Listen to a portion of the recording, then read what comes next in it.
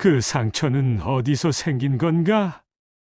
어릴 때 불이 났다고 고아원 원장님이 그러셨어요.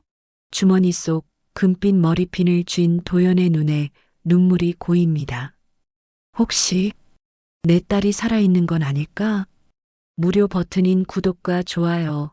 그저 눌러주시는 작은 응원이지만 그 정성만큼 복이 되어 여러분 가정에 가득하실 겁니다. 서울 강남 한복판 유리와 철근으로 빛나는 한빛치료재단 본관 15층. 이른 아침부터 환자들과 보호자들로 북적이는 로비와 달리 12층 VIP 병동은 고요했습니다. 복도 끝 투석실 앞 넓은 유리창 너머로 봄 햇살이 쏟아지는 그곳에 한 노인이 서 있었어요. 한도현, 72살. 한빛치료재단 회장. 허리는 꼿꼿하지만 손등엔 세월의 주름이 깊게 새겨져 있었습니다. 매주 화요일과 목요일 오전, 도연은 이 자리에 섰어요. 투석을 받으러 오는 날이었죠. 신장이 망가진 지 10년째였습니다. 그런데 이상했어요. 투석실로 들어가기 전 도연은 늘 이 창가에서 한참을 서 있었습니다. 마치 누군가를 기다리는 것처럼요. 주머니 속에서 무언가를 만지작거리는 손가락. 도연은 작은 금빛 머리핀을 꺼내 햇빛에 비춰보았습니다. 반짝이는 금속 표면엔 세월의 때가 묻어 있었어요. 30년 전 아내 선영이 즐겨 꽂던 머리핀이었죠. 짝으로 된 것 중 하나만 남아 있었습니다. 나머지 하나는 그날 밤 불길 속에서 사라졌어요. 1995년 여름, 한빛병원에 큰 화재가 났었습니다. 의료기기 창고에서 시작된 불은 순식간에 산후실까지 번졌어요. 그날 밤 도연은 출장 중이었습니다. 전화를 받고 달려왔을 땐 이미 소방차 6대가 출동한 뒤였죠. 연기 자욱한 병원 앞에서 도연은 미친 듯이 소리쳤어요. 내 아내가 안에 있어. 갓난아기도 있다고. 하지만 소방관들이 그를 붙잡았습니다. 안으로 들어가시면 안 됩니다. 다음 날 아침 도연이 찾은 건 아내의 시신과 불에 탄 아기 침대뿐이었어요. 유전자 검사 결과 아내 선영으로 확인됐습니다. 딸 현아, 생후 6개월. 세상에 나온 지 채 반년도 안 돼 엄마 품에서 사라진 아이였어요. 그날 이후 도연의 시간은 멈췄습니다.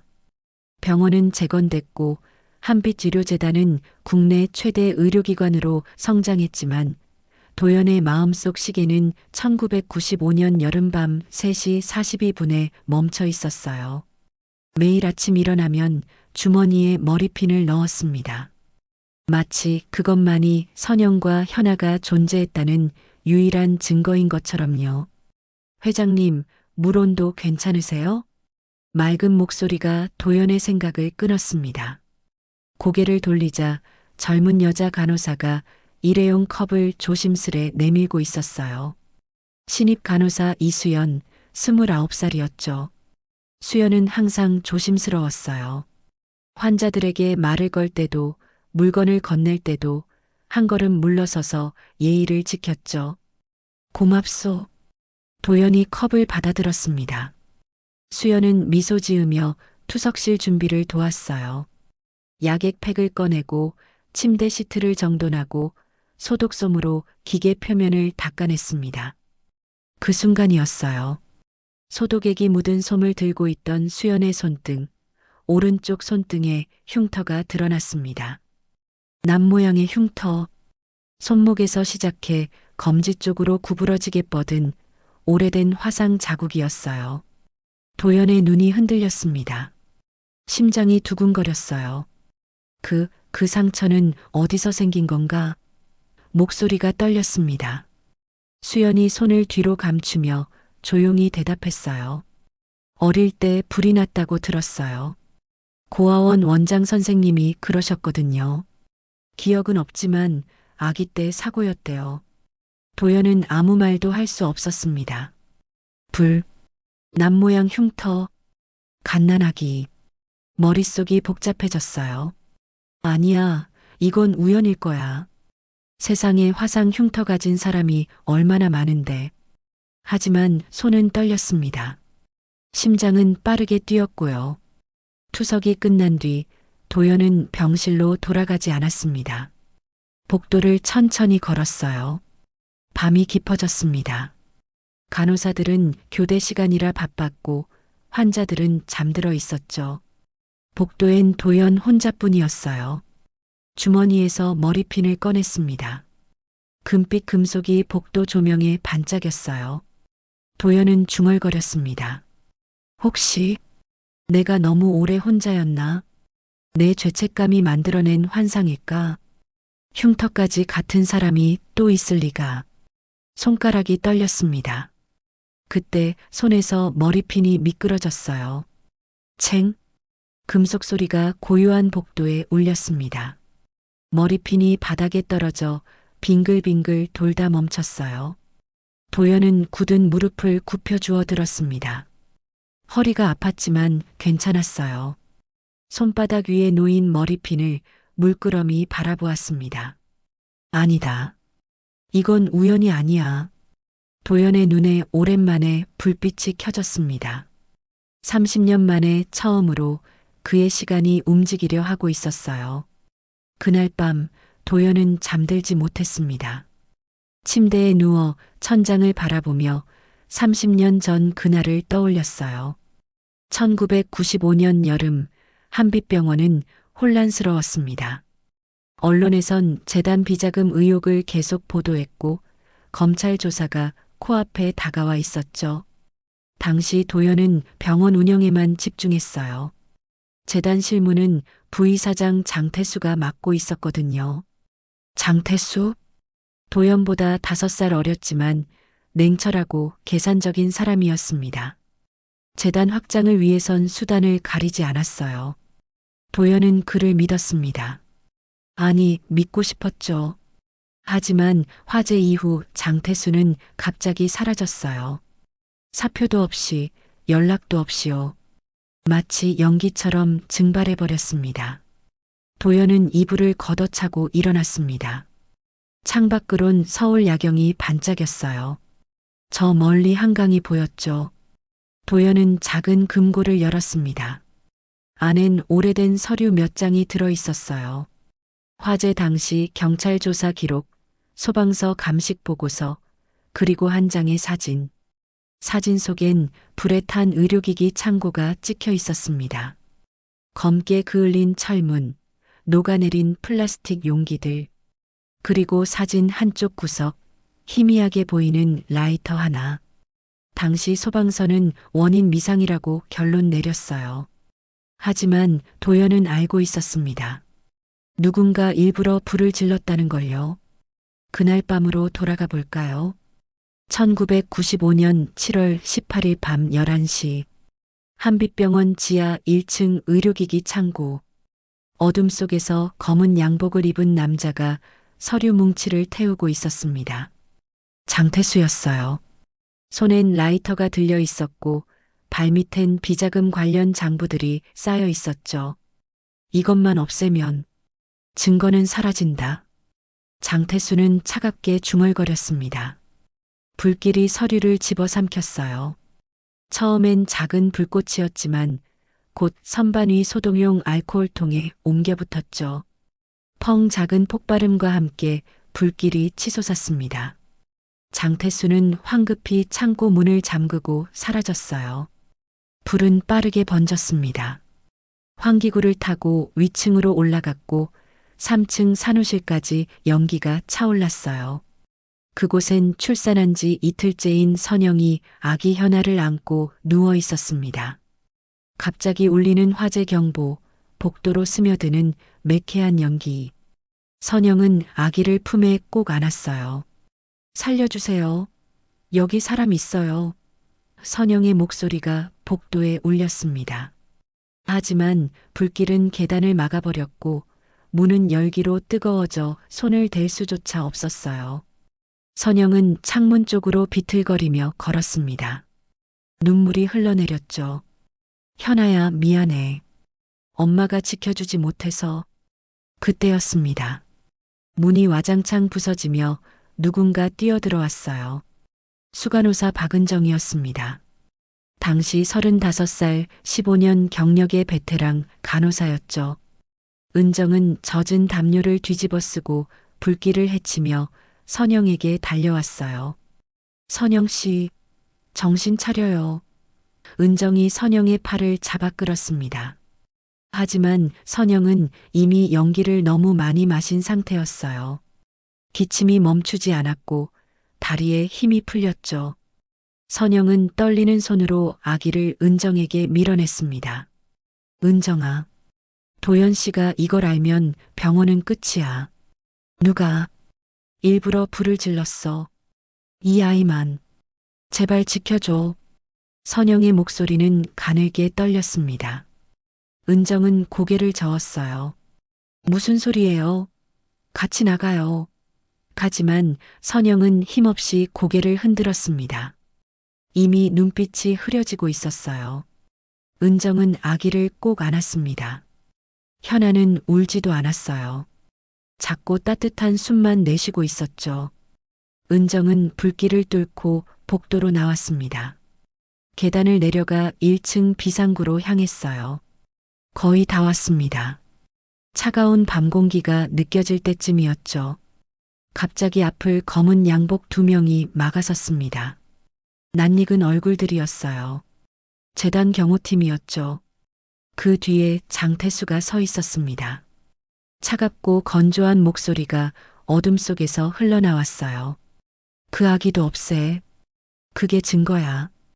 은정의 온몸이 얼어붙었습니다.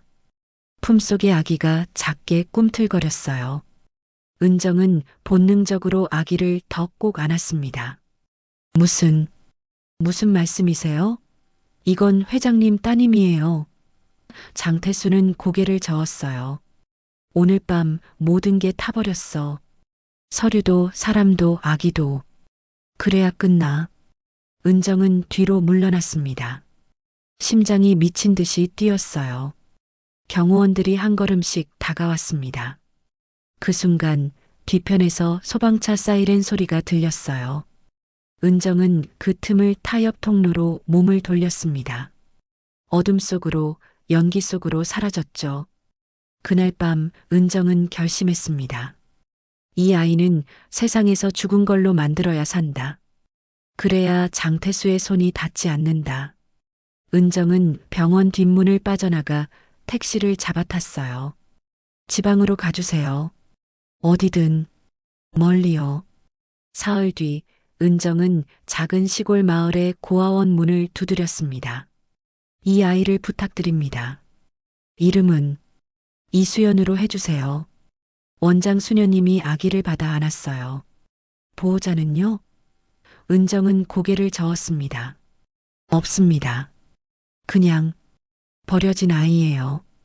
은정은 돌아서서 걸었습니다. 뒤돌아보지 않았어요. 눈물이 흘렀지만 닦지 않았습니다. 이 침묵이 아이를 살릴 유일한 방법이라 믿으며 은정은 서울로 돌아왔어요. 그리고 30년간 단 한 번도 그날의 진실을 입 밖에 내지 않았습니다. 2025년 봄, 한빛의료재단은 국내 최대 규모로 성장했습니다. 본관 외에도 5개 분원, 연구소 2곳, 그리고 해외 합작병원까지 운영하고 있었어요. 30년 전 화재의 흔적은 어디에도 남아있지 않았습니다. 새로 지어진 건물, 최신 의료 장비, 그리고 매년 갱신되는 우수병원 인증서. 겉으로 보기엔 완벽했죠. 하지만 그 완벽함 뒤엔 균열이 있었습니다. 아주 깊고 오래된 균열이요. 운영이사실. 넓은 책상 앞에 한재민이 앉아 있었습니다. 42살 도연의 조카였어요. 장태수의 아들이기도 했죠. 재민은 어릴 때부터 똑똑했습니다. 명문대 의대를 나와 하버드에서 경영학을 공부했고 30살에 재단으로 돌아왔어요. 도연에겐 아들이 없었습니다. 화재로 잃은 딸 하나뿐이었죠. 그래서 재민은 자연스럽게 후계자가 됐어요. 재민은 서류를 넘기다 손을 멈췄습니다. 창밖을 바라보았어요. 저 멀리 한강이 흐르고 봄볕이 따사로웠습니다. 하지만 재민의 눈엔 그늘이 드리워져 있었죠. 가끔 꿈을 꿨어요. 아주 오래된 꿈. 12살 때의 기억. 1995년 그날 밤. 재민은 아버지 장태수를 따라 병원에 왔었습니다. 늦은 시간이었지만 아버지가 급한 일이 있다며 데려갔었죠. 재민아, 차에서 기다려. 금방 올게. 아버지는 그렇게 말하고 병원 안으로 들어갔어요. 재민은 차창 너머로 병원을 바라봤습니다. 지하 창고 쪽에서 희미한 불빛이 보였어요. 호기심에 차에서 내렸습니다. 살금살금 창고 쪽으로 다가갔죠. 그때 봤어요. 창고 문 앞에 서 있는 아버지의 그림자. 손에 든 라이터. 그리고 안에서 타오르는 작은 불길. 아빠. 재민이 작게 불렀습니다.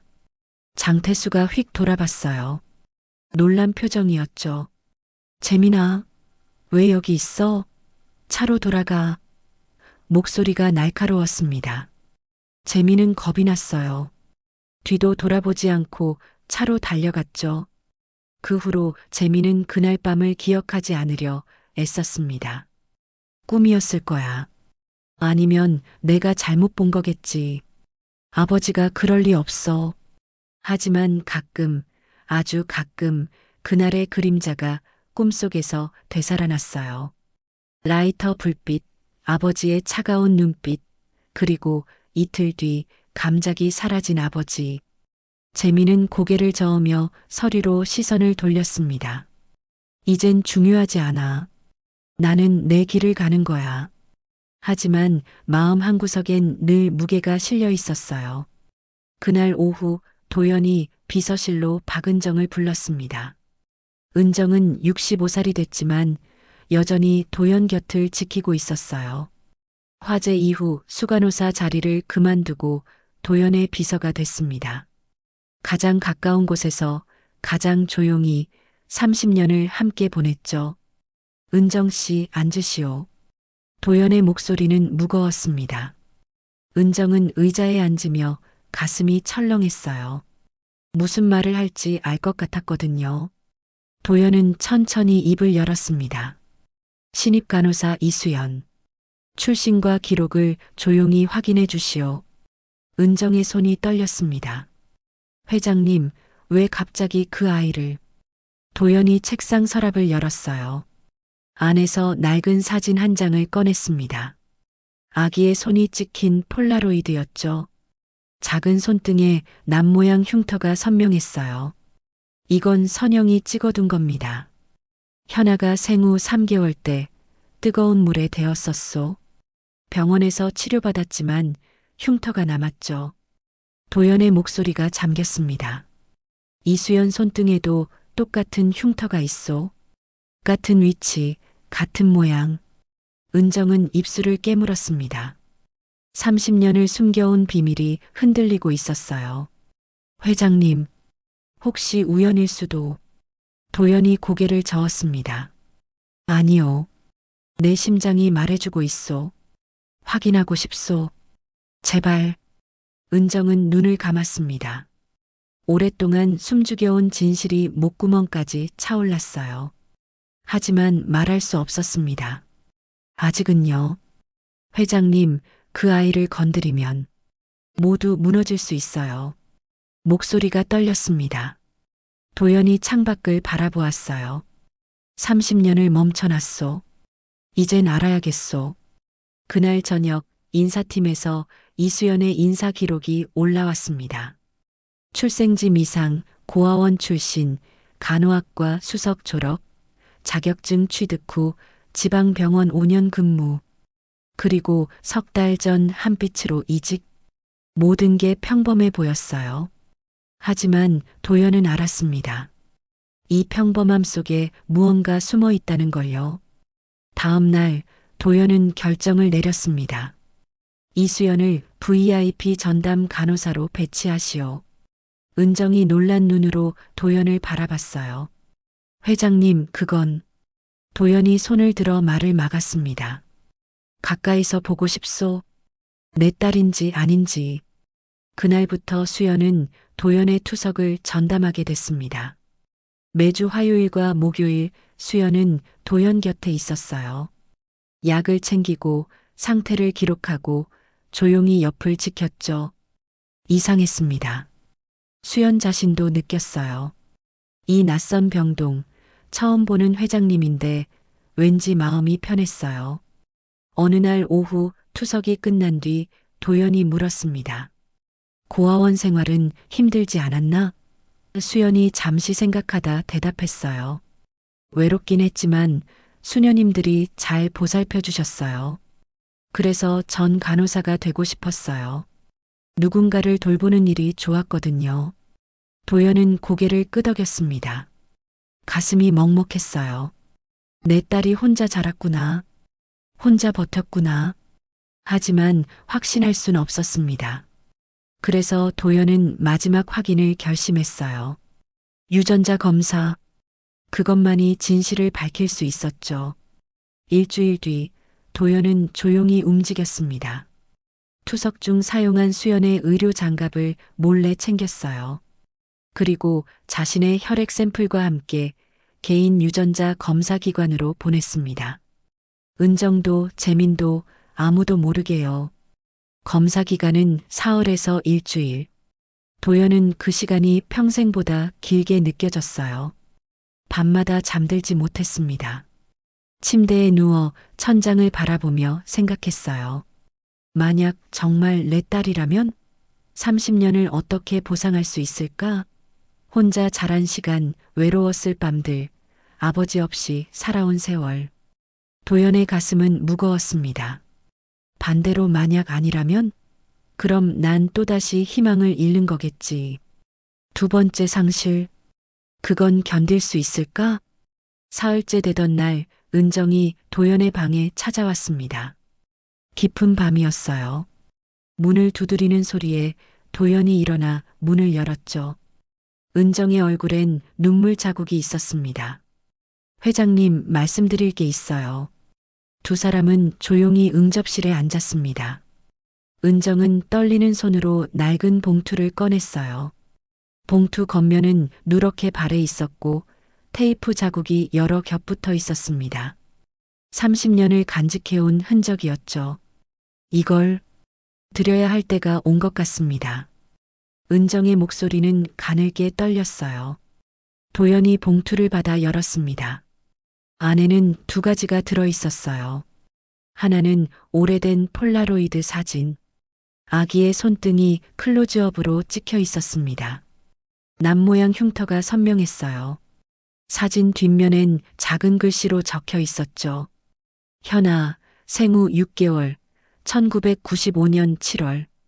다른 하나는 작은 금빛 머리핀이었습니다.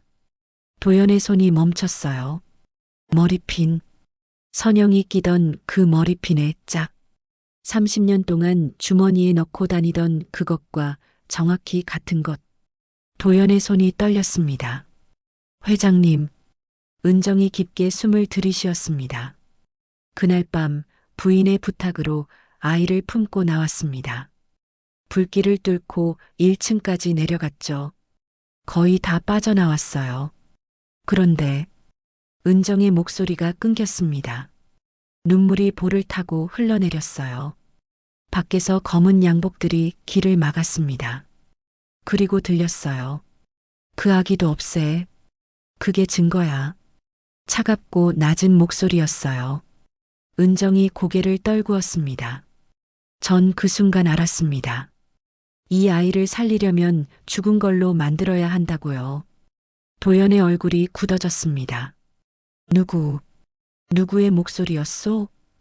은정이 입술을 깨물었어요. 장태수? 부의사장이었습니다.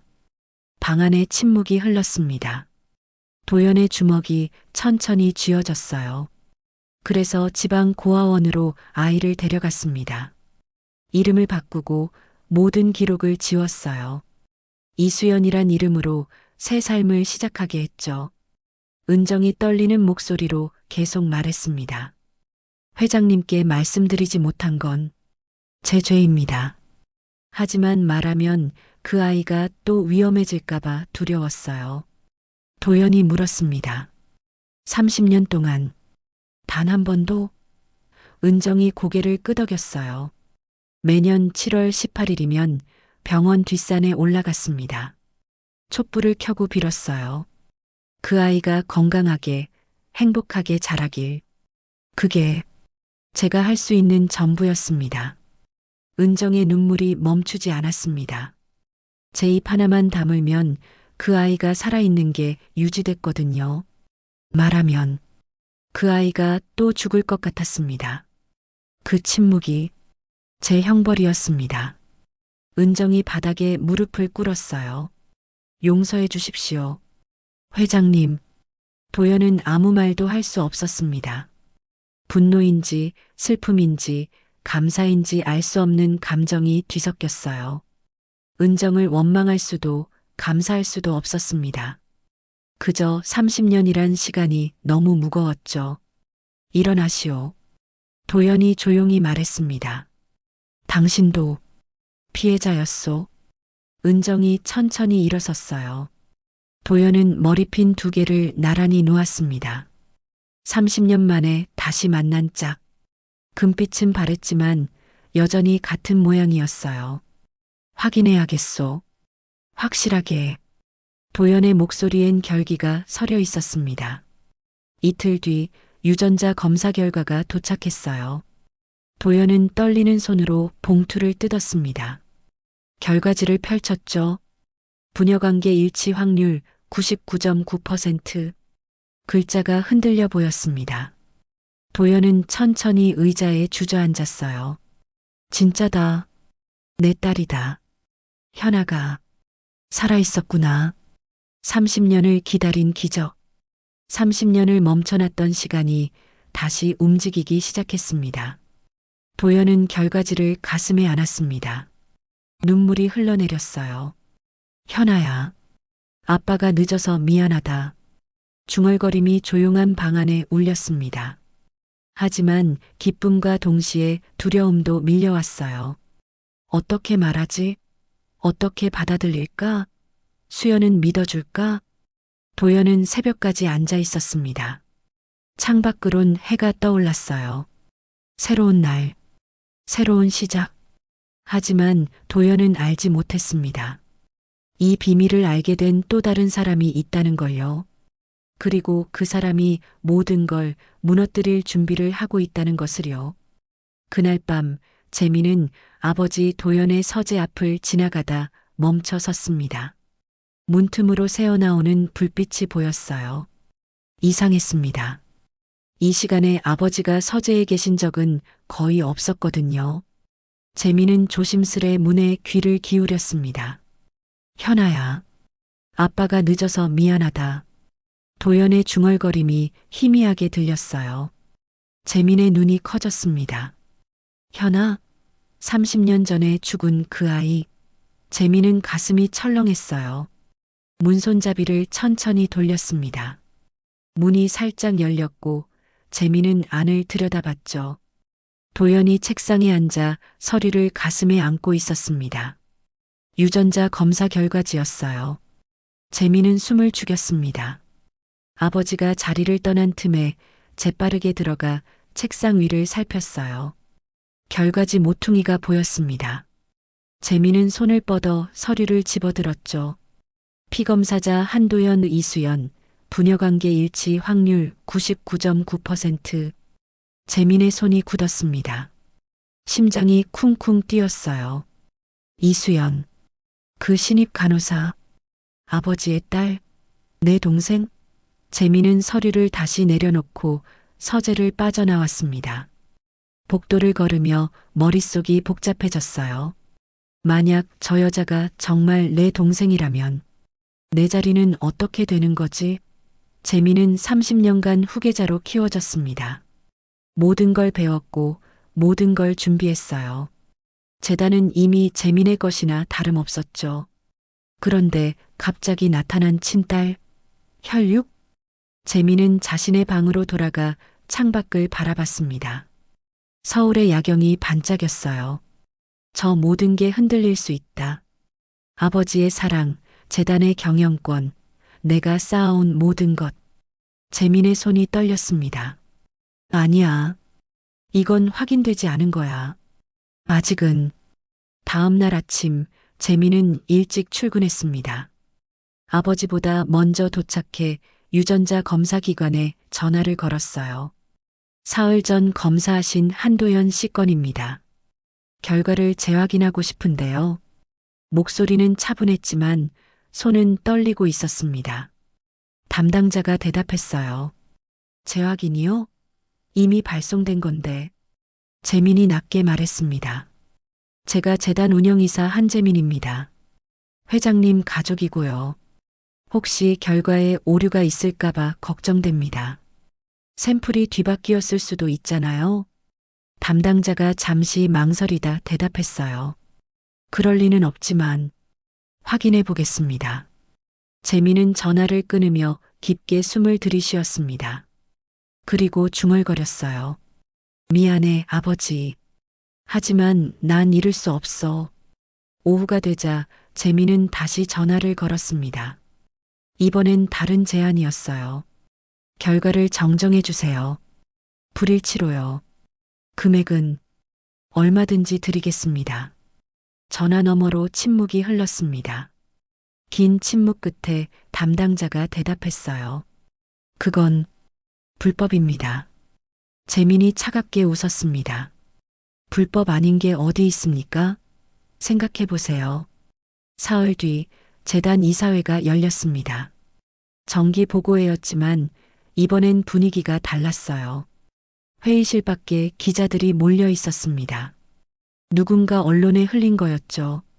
한빛재단 회장, 신입 간호사를 딸이라 주장 제목의 기사가 아침 뉴스에 떴었어요. 도연이 회의실에 들어섰을 때 이사들의 시선이 따가웠습니다. 수군거림이 들렸어요. 회장님이 정신이 온전하신가? 유전자 검사까지 했다던데 후계 구도가 흔들리는 거 아닌가? 도연은 자리에 앉았습니다. 얼굴엔 피곤함이 역력했어요. 재민이 단상으로 올라갔습니다. 이사님 여러분, 그리고 회장님, 오늘 중요한 발표가 있습니다. 재민의 목소리는 침착했어요.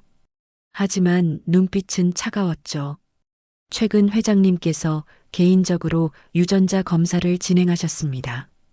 신입 간호사 이수연 씨와의 혈연 관계를 확인하기 위해서였죠. 회의실이 술렁였습니다. 재민은 서류 뭉치를 꺼내 들었어요. 하지만 검사기관에 재확인을 요청한 결과 재민이 서류를 스크린에 띄웠습니다. 새로운 결과지였어요. 부녀관계 불일치, 혈연관계 없음 글자가 크게 표시됐습니다. 도연의 얼굴이 하얗게 질렸어요. 뭐라고? 검사기관 측에서 샘플 라벨링 오류가 있었다고 합니다. 재검사 결과 불일치로 확정됐습니다. 재민의 목소리엔 떨림이 없었어요. 도연이 자리에서 일어섰습니다. 그럴 리 없어. 내가 직접 확인했어. 회장님, 진정하십시오. 재민이 도연을 바라봤습니다. 그 눈빛엔 미안함도 죄책감도 없었어요. 그저 차가운 결심만이 있었습니다. 이사님들께선 이해하실 겁니다. 회장님께서 최근 건강이 좋지 않으셔서 판단에 혼란이 있으셨던 것 같습니다. 이사들이 고개를 끄덕였습니다. 누군가 말했어요. 회장님, 요양을 좀 하시는 게. 도연이 손으로 책상을 짚었습니다. 어지러웠어요. 방이 빙빙 돌았습니다. 재민아. 도연의 목소리가 떨렸습니다. 내가 뭘 한 거야? 재민은 고개를 돌렸습니다. 대답하지 않았어요. 그 순간 도연의 다리가 휘청거렸습니다. 심장이 조여왔어요. 도연이 가슴을 움켜쥐었습니다. 회장님. 누군가 소리쳤습니다. 도연이 쓰러졌어요. 쿵 바닥에 부딪히는 소리가 회의실에 울렸습니다. 이사들이 황급히 일어났고 누군가 응급 코드를 눌렀어요. 복도를 지나던 수연이 소리를 듣고 달려왔습니다. 회의실 문을 열자 바닥에 쓰러진 도연이 보였어요. 회장님, 수연이 무릎을 꿇고 도연의 손을 잡았습니다. 맥박을 확인했죠. 약하지만 뛰고 있었어요. 구급차 불렀어요. 정신 차리세요. 수연의 목소리가 떨렸습니다. 눈물이 볼을 타고 흘러내렸어요. 왜 눈물이 나는지 몰랐습니다. 그냥 가슴이 아팠어요. 수연의 눈물이 도연의 손등에 떨어졌습니다. 그 손등엔 세월의 주름과 함께 오래된 슬픔이 새겨져 있었죠.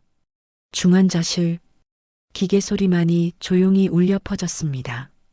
산소 마스크 너머로 도연의 희미한 숨소리가 들렸어요. 급성 심근경색이었습니다.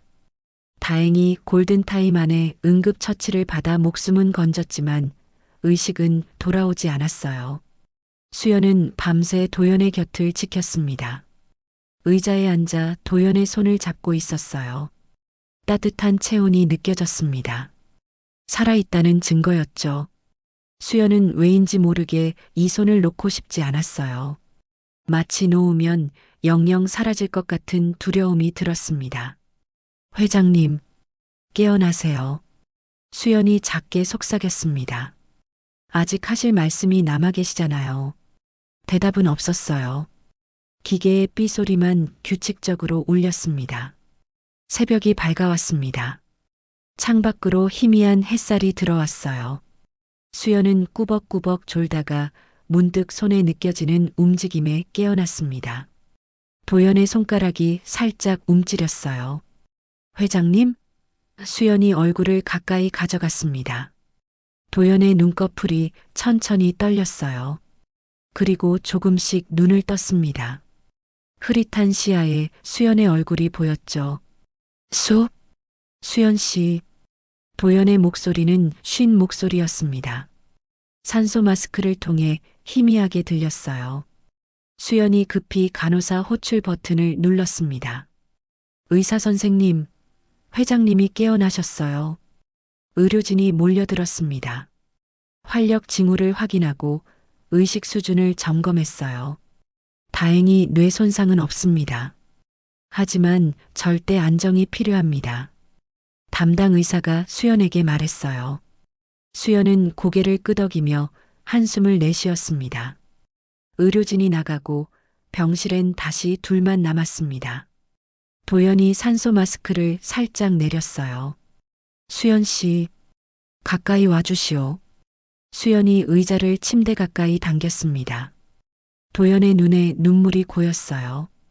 당신이 누군지 알고 있소. 도연의 목소리가 떨렸습니다. 수연이 고개를 갸웃했어요. 무슨 말씀이세요? 도연이 천천히 손을 들어 수연의 손등을 어루만졌습니다. 남모양 흉터를 따라 손가락이 움직였어요. 이 흉터, 내 딸도 똑같은 흉터가 있었소. 같은 자리, 같은 모양. 도연의 눈물이 볼을 타고 흘러내렸습니다. 30년 전 불이 났던 그날, 내 딸 현아는 생후 6개월이었소. 엄마와 함께 화마 속에 사라졌다고 믿었지. 수연의 가슴이 두근거렸습니다. 회장님, 저는 도연이 고개를 저었어요. 재민이가 결과를 조작했소. 유전자 검사 결과를 바꿨어. 하지만 난 알아. 내 심장이 말해주고 있소. 도연이 주머니에서 무언가를 꺼냈습니다. 작은 금빛 머리핀이었어요. 이건 당신 엄마 내 안에 선영이 끼던 거요. 짝으로 된 것 중 하나는 당신과 함께 고아원으로 갔소. 박은정 선생이 당신을 지키기 위해 숨겨준 거요. 수연의 눈이 커졌습니다. 머릿속이 복잡해졌어요. 그럼 저는 회장님의 도연이 고개를 끄덕였습니다. 내 딸이요. 내가 30년을 찾아 헤맨 내 딸. 수연은 말문이 막혔습니다. 평생 부모를 몰랐던 자신. 고아원에서 자라며 늘 궁금했어요. 내 엄마 아빠는 누구일까? 왜 나를 버렸을까? 그런데 버려진 게 아니었습니다. 지켜진 거였어요. 회장님, 수연의 목소리가 떨렸습니다. 아니, 아버지. 그 말이 입 밖으로 나오자 눈물이 터져 나왔습니다. 수연은 도연의 손을 꼭 잡았어요. 도연의 손가락이 수연의 손을 감쌌습니다. 힘없지만 따뜻했어요. 현아야. 아니, 수연아. 미안하다. 아빠가 지켜주지 못해서. 수연이 고개를 저었습니다. 아니에요. 전 살아있어요. 건강하게 자랐고요. 이렇게 아버지를 만났잖아요. 두 사람은 한참을 울었습니다. 30년의 그리움이 눈물로 흘러나왔어요. 그 눈물엔 슬픔도 기쁨도 안도감도 섞여 있었습니다. 병실 문 밖 재민이 서 있었습니다. 유리창 너머로 안이 보였어요. 아버지와 수연이 손을 잡고 우는 모습. 재민의 가슴이 찢어졌습니다. 뭘 한 거야 나는. 아버지의 행복을 빼앗았어. 친동생을 거부했고. 재민은 천천히 고개를 떨구었습니다. 주머니 속 휴대폰이 울렸어요. 유전자 검사 기관에서 온 문자였습니다. 입금 확인했습니다. 원본 자료는 폐기했습니다. 재민은 휴대폰을 쥔 손이 떨렸어요. 나는 아버지가 사랑한 사람을 미워한 게 아니야. 그저 아버지가 나를 더 이상 보지 않을까 두려웠어. 재민의 눈에 눈물이 맺혔습니다. 어릴 때부터 후계자로 키워지며 받은 압박. 완벽해야 한다는 강박. 사랑받기 위해선 최고여야 한다는 믿음. 그 모든 게 재민을 짓눌렀어요. 병실 문이 열렸습니다. 수연이 나왔어요. 재민과 눈이 마주쳤습니다. 수연은 재민을 물끄러미 바라봤어요. 오빠빠. 그 한마디에 재민의 눈물이 쏟아졌습니다. 미안해. 미안해. 재민이 무릎을 꿇었어요. 난 그냥 두려웠어. 아버지를 잃을까봐.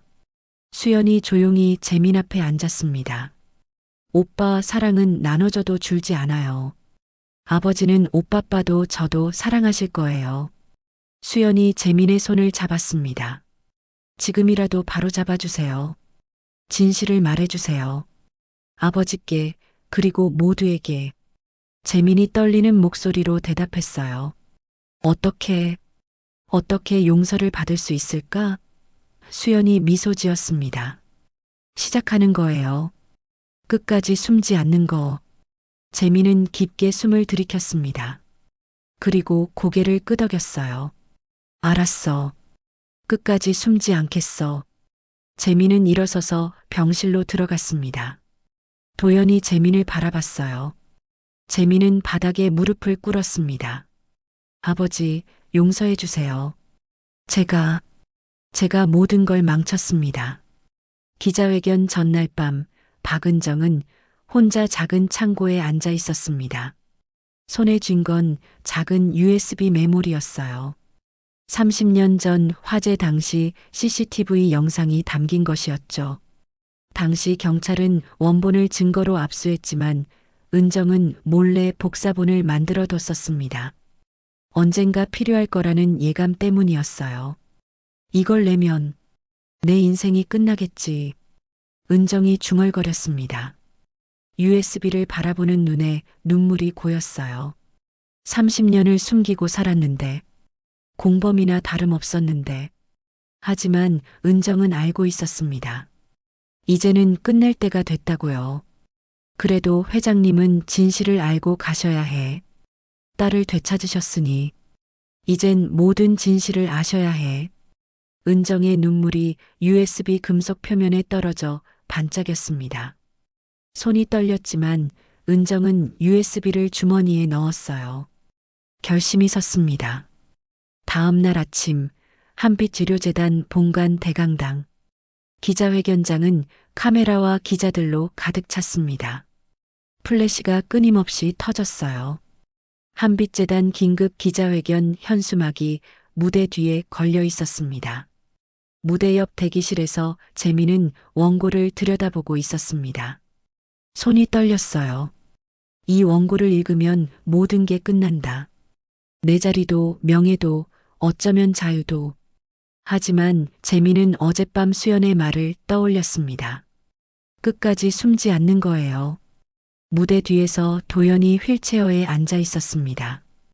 퇴원하기엔 이른 상태였지만 오늘만큼은 여기 있어야 했어요. 수연이 도연의 손을 잡았습니다. 아버지, 괜찮으세요? 도연이 고개를 끄덕였어요. 오늘 모든 게 밝혀지는구나. 오전 10시 회견이 시작됐습니다. 재민이 단상으로 올라갔어요. 조명이 환하게 쏟아졌습니다.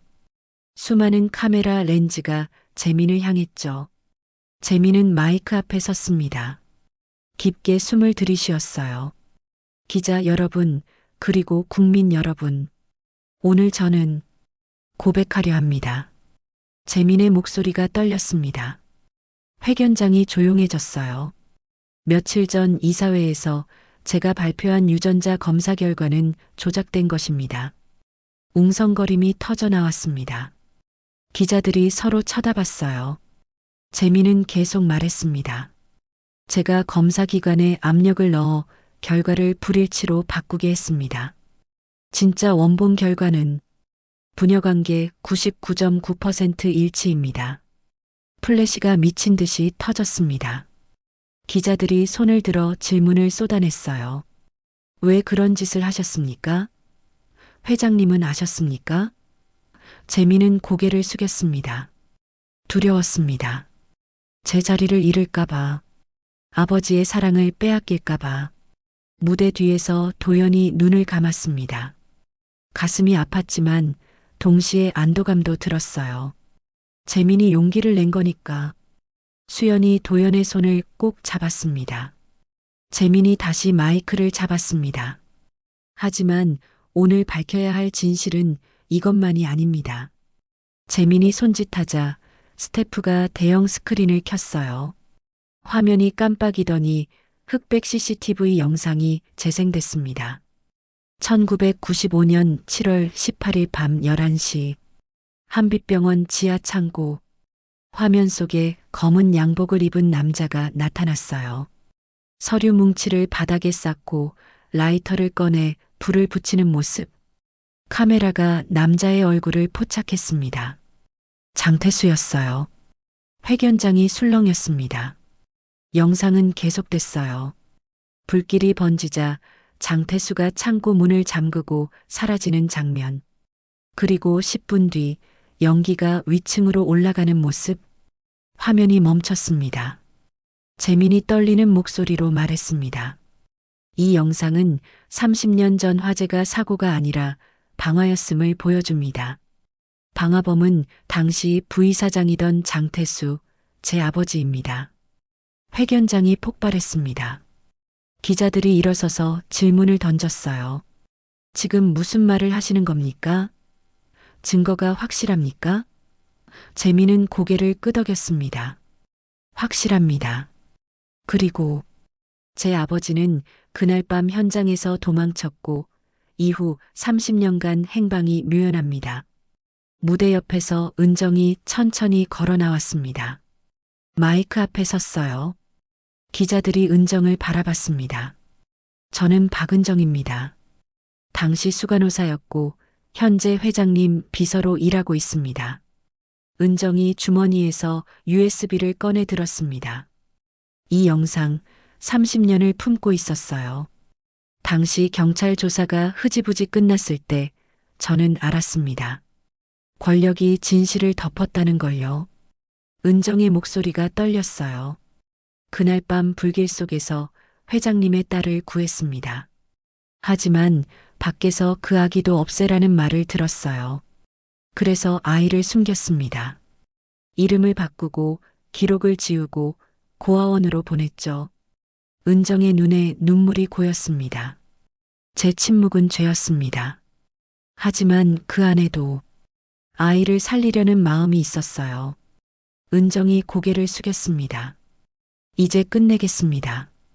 모든 진실을 밝히고 제 죗값을 치르겠습니다. 회견장이 조용해졌습니다. 무거운 침묵이 흘렀어요. 그때 무대 뒤에서 휠체어가 나타났습니다. 도연이었어요. 수연이 휠체어를 밀고 있었죠. 도연이 마이크 앞으로 왔습니다. 기자들이 숨을 죽였어요. 도연이 천천히 입을 열었습니다. 은정 씨의 침묵을 죄라 할 수 없습니다. 숨김은 죄였지만 그 안에도 사랑이 있었습니다. 도연이 수연의 손을 들어 올렸습니다. 이 사람은 제 딸 한연아입니다. 30년 전 불길 속에서 살아남아 이수연이란 이름으로 자랐습니다. 그리고 오늘 아버지 곁으로 돌아왔습니다. 도연의 목소리에 힘이 실렸어요. 진짜 죄인은 진실을 없앤 자들입니다. 그들을 반드시 찾아낼 것입니다. 그리고 오늘부로 한빛의료재단은 한수의료재단으로 이름을 바꿉니다. 회견장이 술렁였습니다. 도연이 계속 말했습니다. 한수 생명을 잇는 손길이란 뜻입니다. 제 전 재산은 무연고 환자 치료 기금으로 쓰겠습니다. 돈보다 사람이 먼저인 병원을 만들겠습니다. 박수가 터져 나왔습니다. 천천히 그리고 점점 크게. 기자들도 스태프들도 박수를 쳤어요. 재민이 단상 앞으로 나와 깊게 절했습니다. 은정도 고개를 숙였어요. 수연은 도연의 손을 꼭 잡았습니다. 플래시가 터졌습니다. 하지만 이번엔 따뜻했어요. 봄이 깊어졌습니다. 한빛의료재단은 이제 한수의료재단이 됐어요. 본관 로비엔 새 현판이 걸렸습니다. 한수의료재단 생명을 잇는 손길 금빛 글씨가 햇살에 반짝였어요. 현판 아래엔 안내판이 세워졌습니다. 무료진료 안내 무연고 환자, 저소득층 환자는 1층 상담실로 오세요. 로비는 이전보다 더 붐볐습니다. 하지만 분위기는 달랐어요. 예전엔 VIP 환자들과 일반 환자들 사이에 보이지 않는 벽이 있었죠. 이젠 그 벽이 허물어졌습니다. 간호사들은 모든 환자에게 똑같이 친절했고 의사들은 돈이 아니라 생명을 먼저 봤어요. 2층 오래된 병동에도 변화가 있었습니다. 낡았던 커튼이 새 것으로 바뀌었고 복도엔 따뜻한 조명이 설치됐어요. 환자 대기실엔 무료차와 간식이 준비돼 있었습니다. 작은 변화였지만 환자들의 얼굴엔 미소가 늘어났어요. 3층 병실. 수연이 할머니 환자의 손을 닦아주고 있었습니다. 80살 할머니는 혼자 사셨어요. 자식도 연고자도 없는 무연고 환자였죠. 그 손 흉터는 이제 안 아프나? 할머니가 수연의 손등을 바라보며 물었습니다. 수연이 미소 지으며 대답했어요. 이젠요. 그게 저를 살린 증거예요. 아프지 않고 오히려 감사해요. 할머니가 고개를 끄덕였습니다. 그래, 흉터도 삶의 일부지. 다 이유가 있어서 남는 거야. 수연은 할머니께 물을 떠다 드리고 병실을 나왔습니다. 복도를 걷다가 창밖을 바라봤어요. 봄 햇살이 따사로웠습니다. 병원 마당엔 라일락이 피어 있었어요. 향기가 바람을 타고 올라왔습니다. 퇴근 시간이 됐습니다. 수연은 간호사복을 벗고 사복으로 갈아입었어요. 로비로 내려가자 도연이 기다리고 있었습니다. 예전처럼 휠체어는 아니었어요. 지팡이를 짚고 서 있었죠. 건강이 많이 회복된 겁니다. 아버지, 오늘도 마중 나오셨어요? 수연이 웃으며 다가갔습니다. 도연이 미소 지었어요. 딸 퇴근길을 마중하는 게 이 아빠의 낙이거든. 두 사람은 나란히 병원을 나섰습니다. 저녁 시간. 병원 근처 작은 포장마차. 도연과 수연 그리고 재민이 둘러앉아 어묵탕을 먹고 있었어요. 김이 모락모락 피어올랐습니다. 재민이 국물을 한 숟가락 떠 마시며 말했습니다. 이렇게 셋이 밥 먹는 게 꿈만 같아요. 도연이 고개를 끄덕였어요. 그러게. 오래 기다렸지. 수연이 두 사람을 번갈아 바라보며 웃었습니다. 전 평생 혼자였는데 이제 가족이 둘이나 생겼어요. 세 사람은 잠시 말없이 국물을 마셨습니다. 따뜻함이 가슴까지 스며들었어요. 도연이 주머니에서 작은 상자를 꺼냈습니다. 상자를 열자 금빛 머리핀 두 개가 나란히 놓여 있었어요. 30년 만에 다시 만난 짝. 도연이 머리핀 하나를 집어 수연의 머리에 꽂았습니다. 이제는 지키는 게 아니라 이어가는 거다. 도연의 목소리는 부드러웠어요. 수연의 눈에 눈물이 맺혔습니다. 고맙습니다, 아버지. 오래 기다려주셔서. 재민이 조용히 서류 봉투를 꺼냈습니다. 아버지, 제 첫 결제안입니다. 도연이 봉투를 받아 열었어요. 안엔 새로운 재단 운영 방침이 적혀 있었습니다. 모든 문서 첫 줄에 네 글자 숫자보다 사람. 도연이 서류를 읽으며 웃었습니다. 그게 우리 집안의 새 가훈이겠구나. 재민이 고개를 숙였어요. 제가 잊고 있던 걸 다시 배웠습니다. 아버지, 그리고 수연이 가르쳐 줬어요. 수연이 재민의 어깨를 톡 쳤습니다. 오빠, 이제 경쟁할 필요 없어요. 우린 가족이잖아요. 재민이 눈시울을 붉혔어요. 고마워, 수연아. 내가 있어서. 포장마차 주인 아주머니가 어묵을 더 가져다 줬습니다. 오늘 서비스예요. 가족들끼리 나온 거 보니 보기 좋네요. 세 사람은 고맙다며 인사했어요. 거리엔 봄바람이 불었고 가로등이 하나둘 켜지기 시작했습니다. 식사를 마치고 세 사람은 천천히 걸었습니다. 한강이 보이는 산책로였어요. 강물이 반짝이고 다리 위로 불빛이 흘렀습니다. 수연이 하늘을 올려다봤어요. 별이 총총했습니다. 아버지, 이제 그날의 불길은 제 안에서 꺼졌어요. 수연이 조용히 말했습니다. 대신 누군가의 생명을 살릴 불빛이 켜졌어요. 이 흉터도 이젠 아프지 않아요. 오히려 감사해요. 이 흉터가 저를 아버지께 데려왔으니까요. 도연이 수연의 어깨를 감쪽 안았습니다. 그래. 흉터는 상처의 끝이 아니라 사랑의 시작이야. 내가 그걸 증명해줬어. 재민도 다가와 두 사람을 안았어요. 우린 이제 다시 시작하는 거예요. 함께요. 강바람이 불었습니다.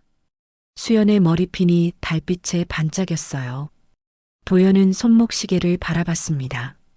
30년간 멈춰있던 시계. 이젠 째깍째깍 소리를 내며 움직이고 있었어요. 시간은 다시 흐르고 있었습니다. 도연의 시간도 수연의 시간도 재민의 시간도요. 멈췄던 모든 것이 다시 움직이기 시작했습니다. 과거의 불길은 꺼졌고 미래를 향한 따뜻한 빛이 켜졌어요. 세 사람은 나란히 걸었습니다. 아버지와 딸 그리고 아들. 한때 잃어버렸던 가족. 하지만 이젠 다시 찾았습니다. 오랜 기다림 끝에 진실과 용서를 거쳐 마침내 함께 걷는 길. 한수의료재단 건물이 저 멀리 보였습니다. 불 켜진 창문들이 별처럼 반짝였어요. 그곳에선 오늘도 누군가의 생명을 살리는 손길이 움직이고 있었습니다. 숫자가 아니라 사람을 보는 손길. 이익이 아니라 생명을 지키는 마음. 수연이 중얼거렸습니다. 엄마, 보고 계시죠? 전 잘 자랐어요. 그리고 아빠를 찾았어요. 바람이 대답하듯 불었습니다. 라일락 향기가 실려왔어요. 도연이 하늘을 올려다봤습니다. 선영아, 우리 딸 잘 키웠어. 고마워. 별빛이 반짝였습니다. 마치 대답하는 것처럼요. 세 사람은 계속 걸었습니다. 앞으로 함께 천천히. 멈췄던 시간이 다시 흐르는 길 위에서요. 그들의 발걸음은 가벼웠고 얼굴엔 미소가 있었습니다. 봄밤은 깊어갔지만 그들의 마음엔 따뜻한 빛이 켜져 있었습니다. 영원히 꺼지지 않을 사랑의 빛이요. 만약 마음이 움직이셨다면 한 줄의 응원을 남겨주세요. 구독과 좋아요는 우리 채널이 더 많은 이야기를 전하는 힘이 됩니다.